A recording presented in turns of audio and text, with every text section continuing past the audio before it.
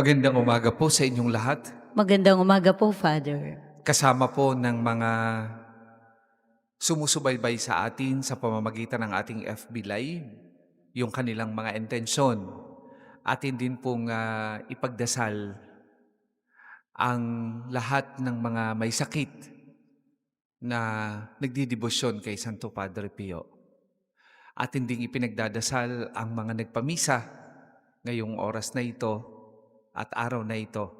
Ganon din po yung mga sumulat sa ating mga donation boxes, nagpapadasal, nagpapamisa.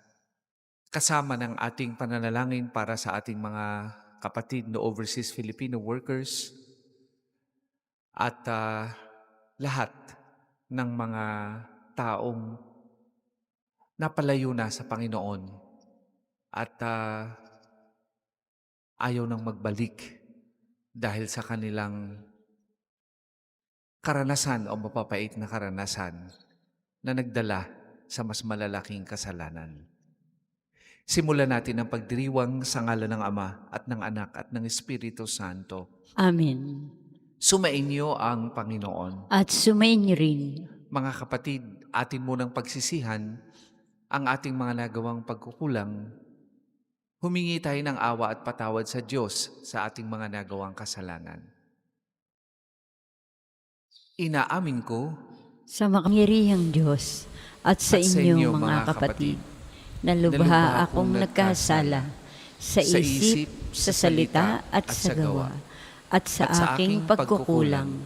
Kaya isinasamo ko sa mahal na Birheng Maria, sa lahat ng mga anghel at mga banal, at sa inyo mga kapatid, na ako'y ipanalangin sa Panginoong ating Diyos. Kaawaan tayo ng makapangyarihang Diyos, patawarin tayo sa ating mga kasalanan at patnubayan tayo sa buhay na walang hanggan. Amen. Panginoon, kaawaan mo kami. Panginoon, kaawaan mo kami. Kristo, kaawaan mo kami.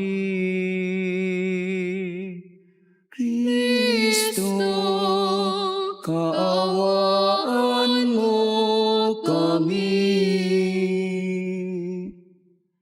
Panginoon, kaawaan mo kami. Panginoon, kaawaan mo kami.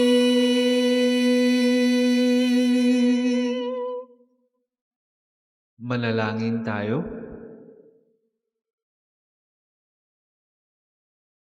Ama naming makapangyarihan, sa pagkabuhay ng iyong minamahal na anak, kami ay binibigyan mo ng buhay na walang wakas. Pagkalooban mo kami ng pananalig at pag-aasang matatag upang huwag naming pag-aalinlanganan ng katuparan ng pangako mong batid naming mangyayaring tiyakan. Sa pamamagitan ng Jesucristo kasama ng Espiritu Santo, magpasawalang hanggan. Amen.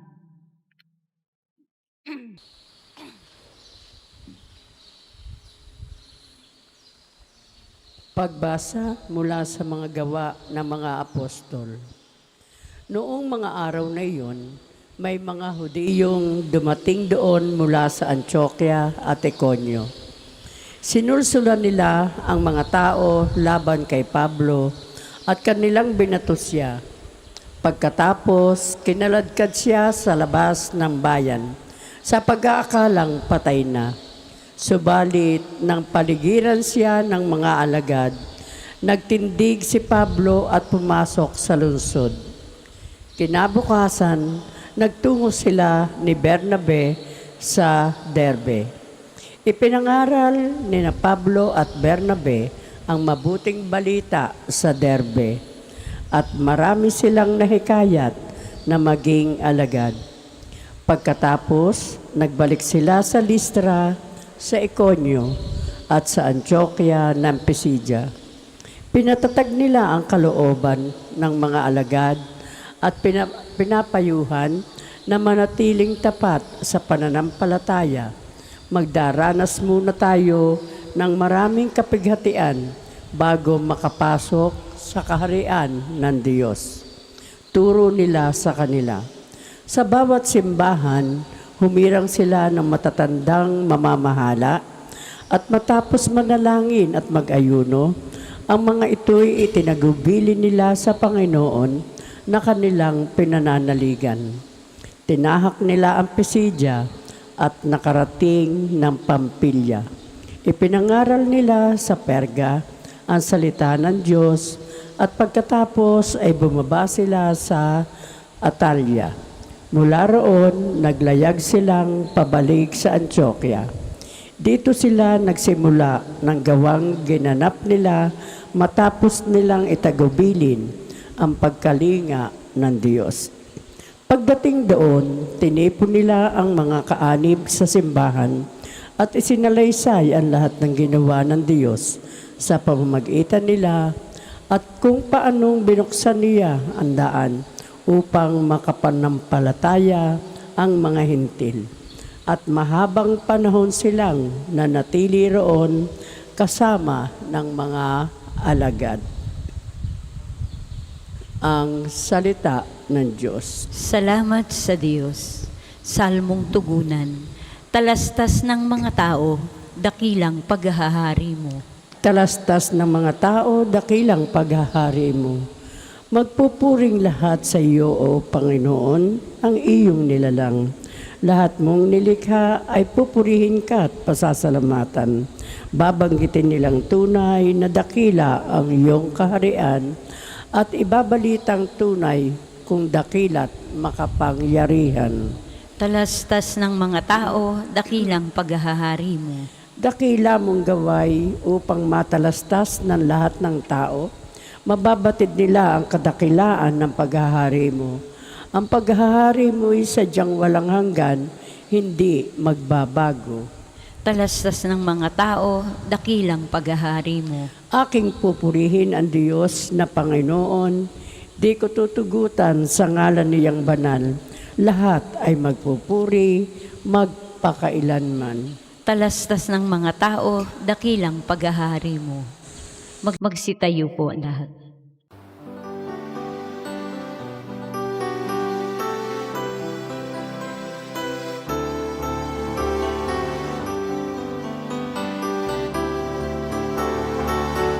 Alleluia, alleluia, alleluia,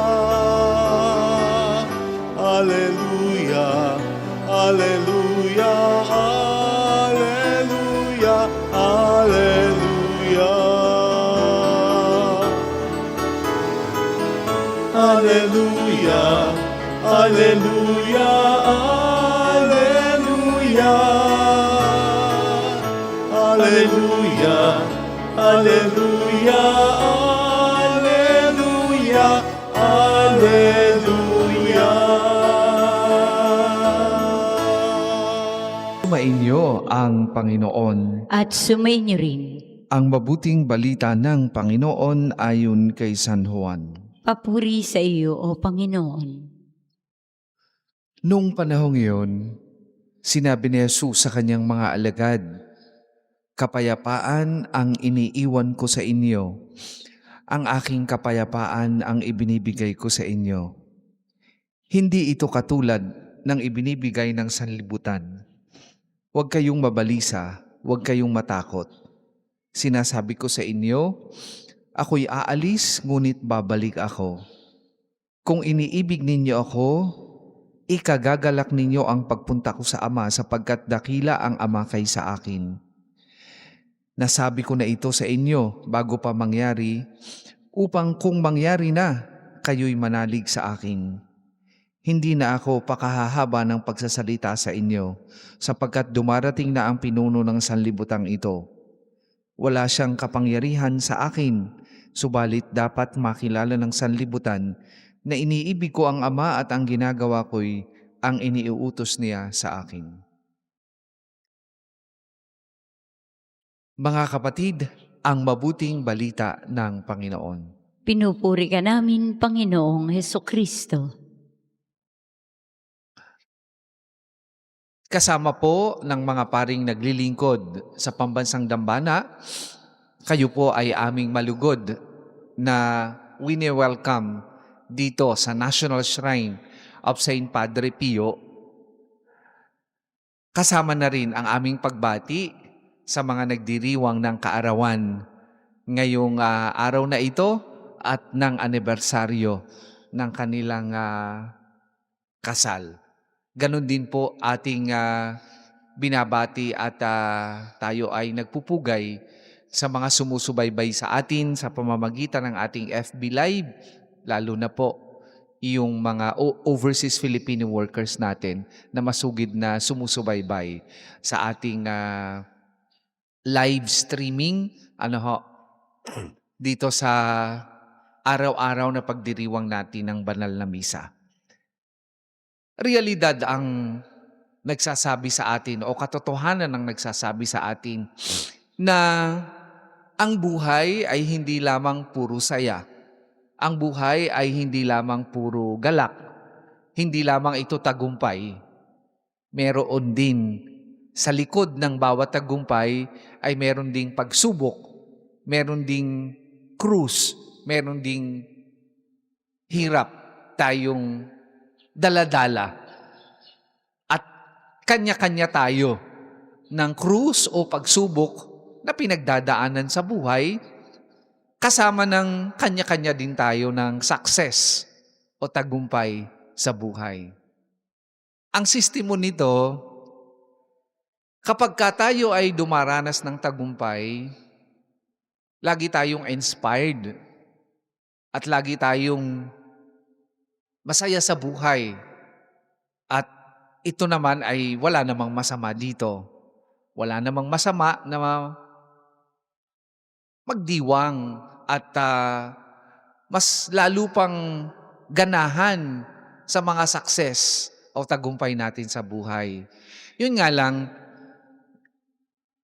ang danger kapag ganito lang ang ating attitude o perspective sa buhay, kapag tayo naman ay dumanas ng pagsubok, na realidad naman sa buhay natin o krus, no? O mga pasanin, sunod-sunod na pasanin, ang tendency naman natin ay mawalan ng gana.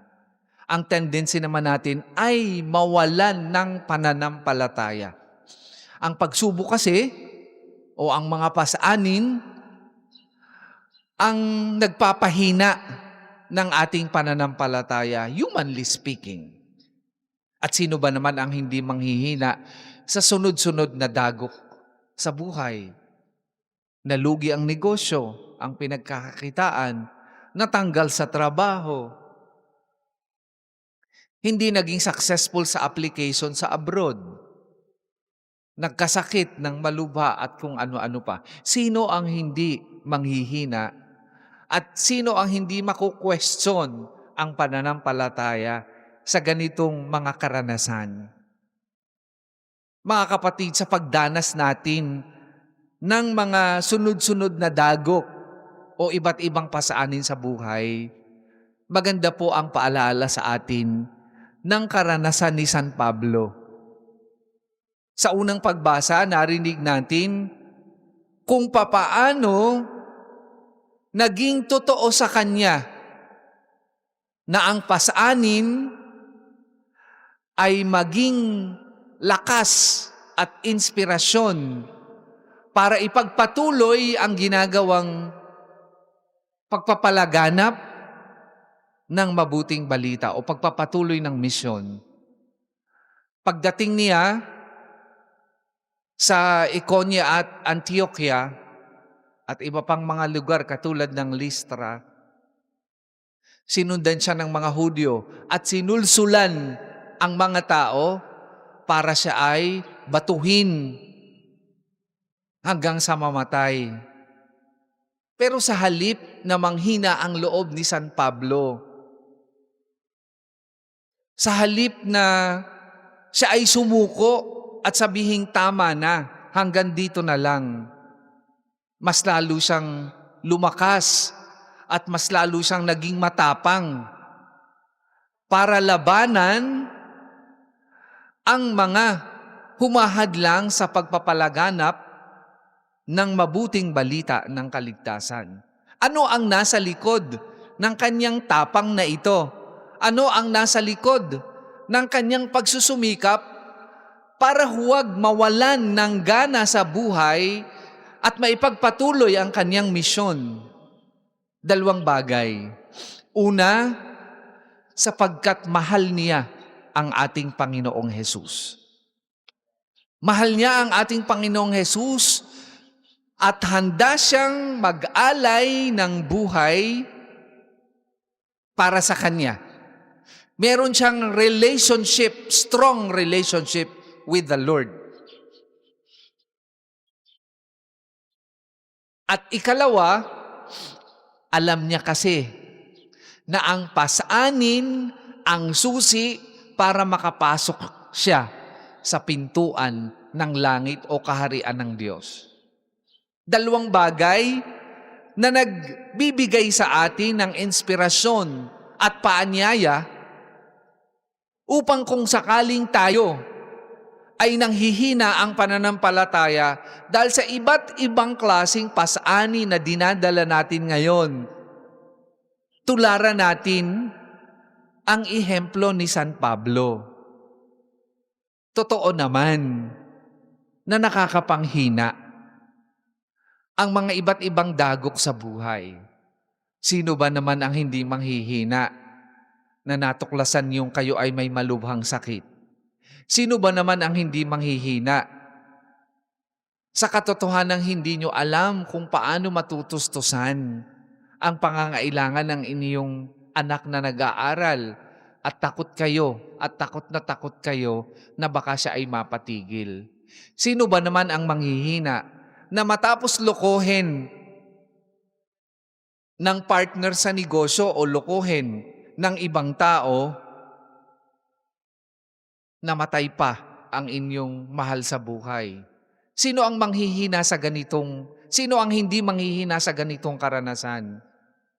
Pero maganda ang paanyaya ng ating mga pagbasa. Sa halip na tayo'y panghinaan ng loob at sa halip na tayo'y sumuko, sinasabi sa atin na, no, laban lang. Huwag nating tingnan yung nangyayari sa atin ngayon.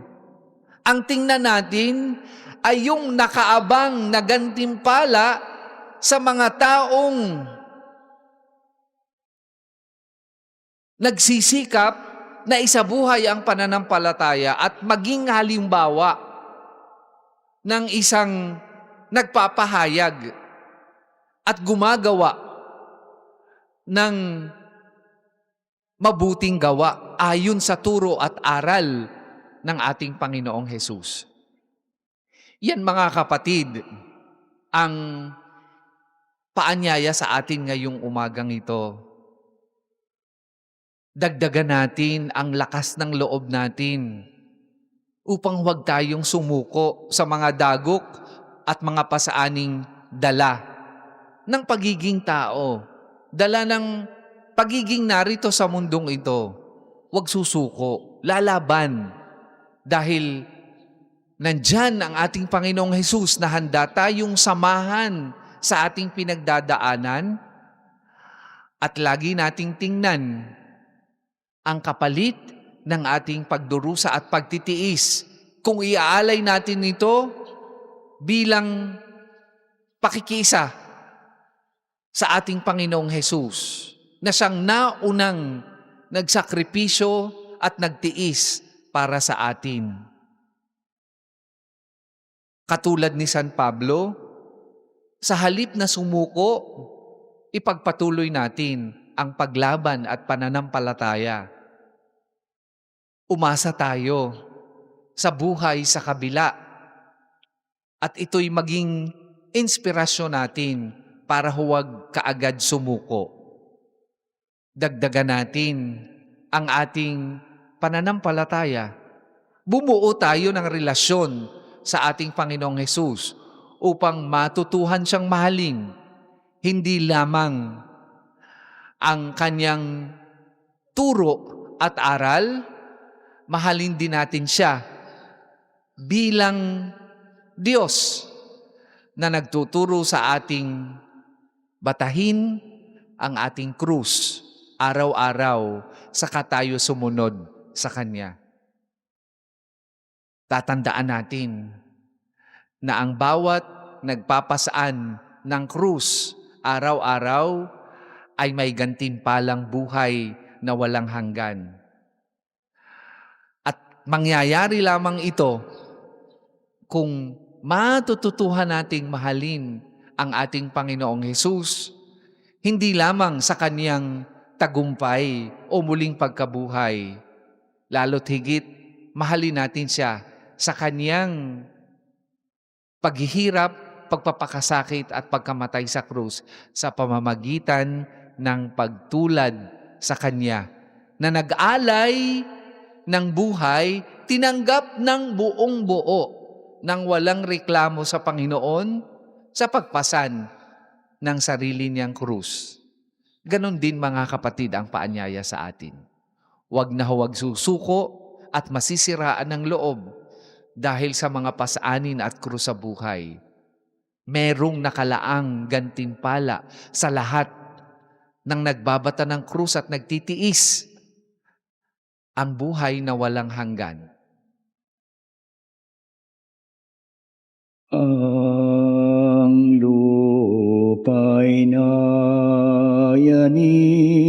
ito din ay tumahimik, na ang poon ay tumindig bilang hukom natin. Alleluia, Alleluia, Alleluia,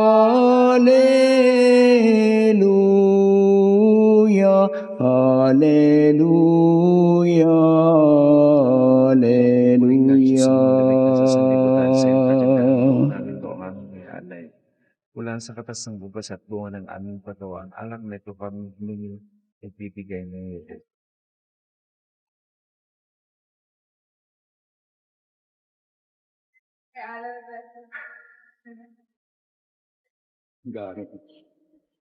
Magsitayo po ang lahat.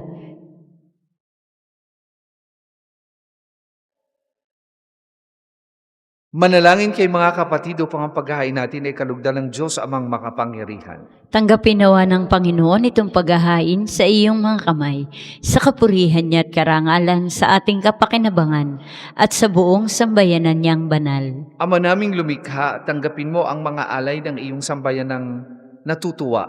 Ang pagkabuhay ng iyong anak na niloob mong aming ikatuwa, ngayon ay papagbungahin mo ng galak na mananatili sa amin habang panahon sa pamamagitan niya kasama ng Espiritu Santo magpasawalang hanggan. Amen. Sumainyo ang Panginoon. At sumainyo rin. Itaas sa Diyos ang inyong puso at diwa. Itinaasa namin sa Panginoon. Pasalamatan natin ang Panginoong ating Diyos. Marapat na siya ay pasalamatan. Ama naming makapangyarihan, tunay ngang marapat na ikaw ay aming pasalamatan, ngayong ipinagdiriwang ang paghain ng Mesiyas, ang maamong tupan na tumubo sa aming lahat. Siya'y talagang maaasahan at ang katapatan niya sa pananagutan ay siyang bumago sa dating pamumuhay sa sangkatauhang namihasa sa pagkasalawahan. Ang dangal ng tao ay ganap na itinampok upang mamana namin sa pakikipagkapatid kay Jesus. Kaya kay isa namang anghel na nagsisiawit ng papuri sa iyo nang walang humpay sa kalangitan, kami nagbubunyi sa iyong kadakilaan.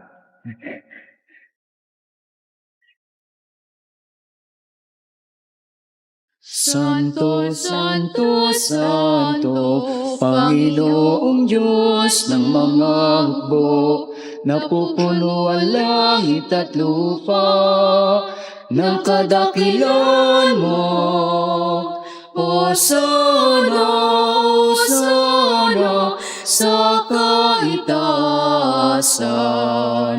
pinagpala na paririto sa ngalan ng Panginoon. Hosana, Hosana sa kaitaasan.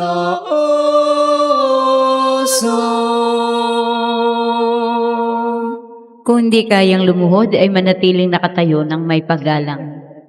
Ama naming banal, ikaw ang bukal ng tanang kabanalan, kaya't sa pamamagitan ng iyong Espiritu gawin mong banal ang mga kaloob na ito, upang para sa amin maging katawan at dugo ng aming Panginoong Hesukristo.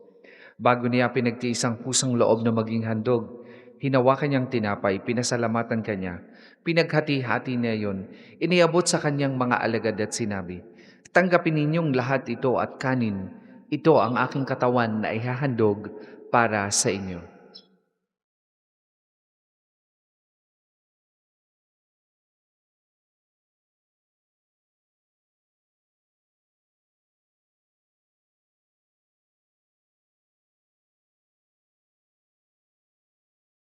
Gayun din naman nung matapos ang hapunan, hinawakan niya ang kalis, muli kaniyang pinasalamatan. Iniabot niya ang kalis sa kanyang mga alagad at sinabi, "Tanggapin ninyong lahat ito at inumin. Ito ang kalis ng aking dugo, ng bago at walang hanggang tipan. Ang aking dugo na ibubuhos para sa inyo at para sa lahat. Sa kapagpapatawad ng mga kasalanan, gawin ninyo ito sa pag-alaala sa akin."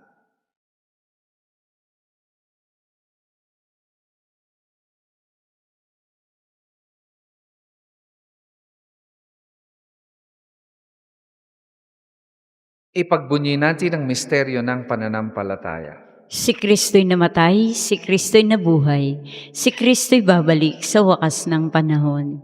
Ama, ginagawa namin ngayon ang pag-alaala sa pagkamatay at muling pagkabuhay ng iyong anak. Kaya tiniaalay namin sa iyong tinapay na nagbibigay buhay at ang kalis na nagkakaloob ng kaligtasan. Kami nagpapasalamat dahil kami iyong minarapat na tumayo sa harap mo para maglingkod sa iyo. Sinasamo namin kami magsasalo-salo sa katawan at dugo ni Kristo ay mabuklod sa pagkakaisa sa pamamagitan ng Espiritu Santo. Ama, lingapin mo yung simbahang laganap sa buong daigdig.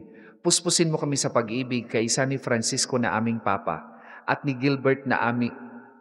Puspusin mo kami sa pag-ibig kay isa ni Leon na aming Papa at ni Gilbert na aming Obispo at ng Tanang Kaparian.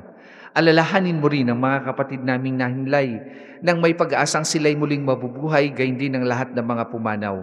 Kaawaan mo sila at patuloyin sa iyong kaliwanagan. Kaawaan mo at paghindapatin kaming lahat na makasalo sa iyong buhay na walang wakas.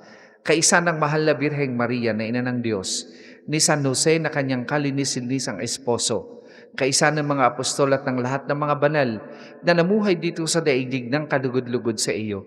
May pagdiwang nawa namin ang pagpupuri sa ikararangal mo sa pamagitan ng iyong anak na aming Panginoong Hesukristo. Sa pamamagitan ni Kristo kasama na sa Kanya, ang lahat ng parangal at papuri ay sa iyo, Diyos amang makapangyarihan, kasama ng Espiritu Santo, magpasawalang hanggan. Amen, amen, amen.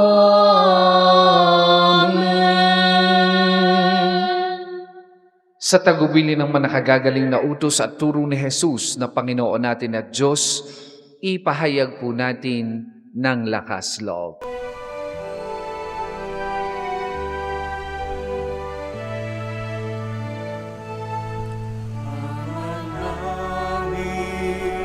Sumasalangit ka, sambahin ang ngalan mo. Mapasa amin ang kaharian mo, sundan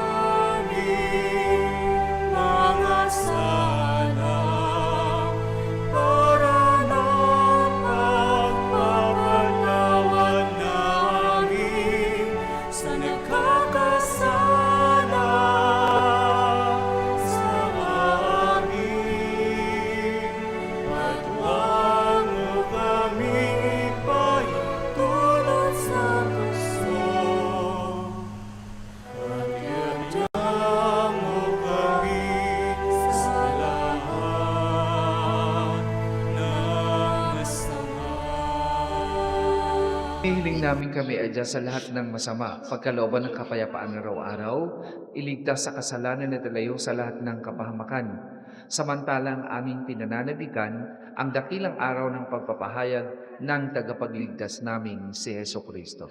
Sapagkat iyo ang kaharian at ang kapangyarihan at ang kapurihan magpakailanman. Amen. Panginoong Kristo, sinabi mo sa iyong mga apostol, kapayapaan ang iniiwan ko sa inyo, ang aking kapayapaan ang ibinibigay ko sa inyo. Tunghayan mo ang aming pananampalataya at huwag ang aming mga pagkakasala. Pagkalooban mo kami ng kapayapaan at pagkakaisa ayon sa iyong kalooban, kasama ng Espiritu Santo, magpasawalang hanggan. Amen. Ang kapayapaan ng Panginoon ay lagi pong sumainyong lahat. At sumainyo rin. Magbigayan po kayo at maghangad ng kapayapaan sa isa't isa.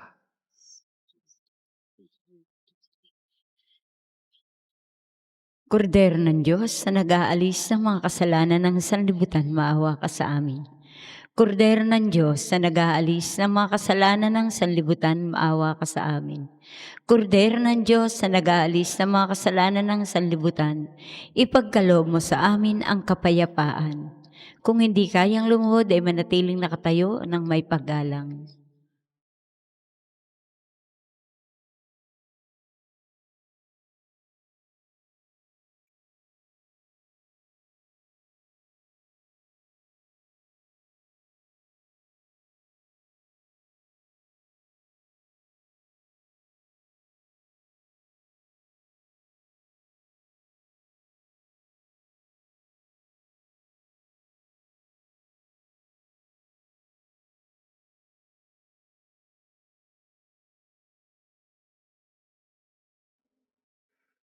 Mga kapatid, ito ang kordero ng Diyos.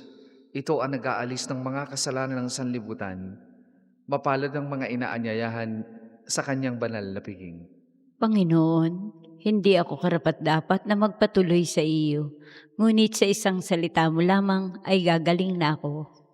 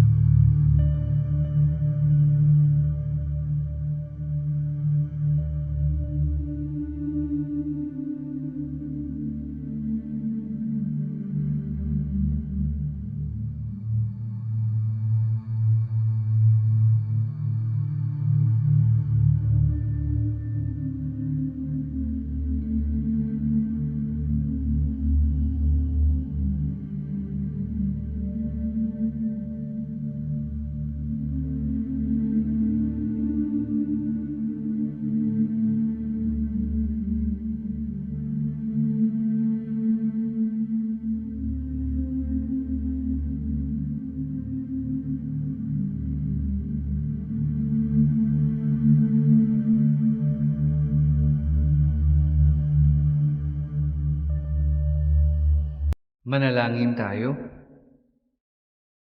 Ama naming mapagmahal, tunghayan mo at lingapin ang iyong sambayanan na minarapat mong makinabang sa piging ng pangmagpakailanman. Ipagkaloob mong kami malwalhating makarating sa pagkabuhay na magtatampok sa amin sa iyong piling, sa pamamagitan ng Jesucristo kasama ng Espiritu Santo, magpasawalang hanggan. Amen. Sama-sama po nating dasalin ang mga sumusunod na panalangin. Panalangin ng pagtitiwala kay Santo Padre Pio. Padre Pio, taga Pietrelcina, Mongheng Banal, Pintakasing Santo ng Milenyong Kasalukuyan, gabay namin sa pagtahak sa landasing makalangit, takbuhan sa pangangailangan, huwaran ng pagtitiis. Sa iyo namin inilalapit aming mga kagipitan, sa iyo po ibinibilin kalusugan at kabuhayan.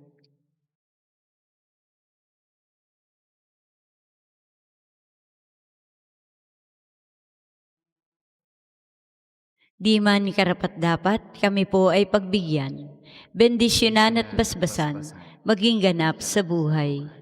Lumayo nawa kami, umiwas sa kasalanan, lumapit lagi sa Diyos, maging matatag at matibay.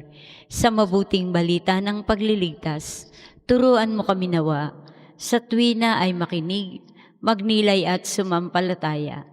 Amin pong pakiusap itong mga kahilingan. Puso ay nagsisisi, nagtitikang taimtiman. Di na muling magkasala, sunod lagi sa Diyos amang kaisa ng Espiritu at ni Jesus na tagapamagitan. Amen. Mga kapatid, manalangin tayo sa Diyos amang makapangyarihan upang tayo maging kawangis ni Kristo sa taimtim na pagdalangin sa tulong ng mga larawan at mga dasalan. O Panginoong Diyos, Ikaw ang bukal ng lahat ng pagpapala at biyaya. Ibuhos mo yung bendisyon sa mga gamit na ito sa pananalangin, mga rosaryo, imaheng dasalan nagpapalaala ng iyong kabutihan, kabanalan at pagmamahal sa amin, upang lahat na dumulog at magdasal gamit ang mga ito ay magtamo ng iyong awa at biyaya. Lobin mong tularan nila ang kabanalan at aral ng Panginoon at ng mga santo, magpasawalang hanggan. Amen. Ama namin, sumasalangit ka, sambahin ang ngalan mo, mapasa amin ang kaharian mo, sundin ang loob mo dito sa lupa para nang sa langit. Bigyan mo kami ngayon ng aming kakanin sa araw-araw, at patawarin mo kami sa aming mga sala, para ng pagpapatawad namin sa nagkakasala sa amin. At huwag mo kaming ipahintulot sa tukso, at iadya mo kami sa lahat ng masama. Amen. Aba, Ginoong Maria, napupuno ka ng grasya, ang Panginoong Diyos ay sumasa iyo. Bukod kang pinagpala sa babaeng lahat, at pinagpala naman ang iyong anak na si Jesus. Santa Maria, Ina ng Diyos, panalangin mo kaming makasalanan, ngayon at kung kami mamamatay. Amen. Luwalhati sa Ama, sa Anak at sa Espiritu Santo, kapara noong una, ngayon at magpasawalang hanggan. Amen. Luwalhati sa Ama, sa Anak at sa Espiritu Santo, kapara noong una, ngayon at magpasawalang hanggan. Amen. Luwalhati sa Ama at sa Anak at sa Espiritu Santo, kapara noong una, ngayon at magpasawalang hanggan. Amen. Sumainyo ang Panginoon. At sumayin niyo rin. At pagpalain kayo ng makapangyarihang Diyos, Ama, Anak at Espiritu Santo. Amen. Tapos na po ang ating pagdiriwang, humayo kayong mapayapa. Salamat sa Diyos.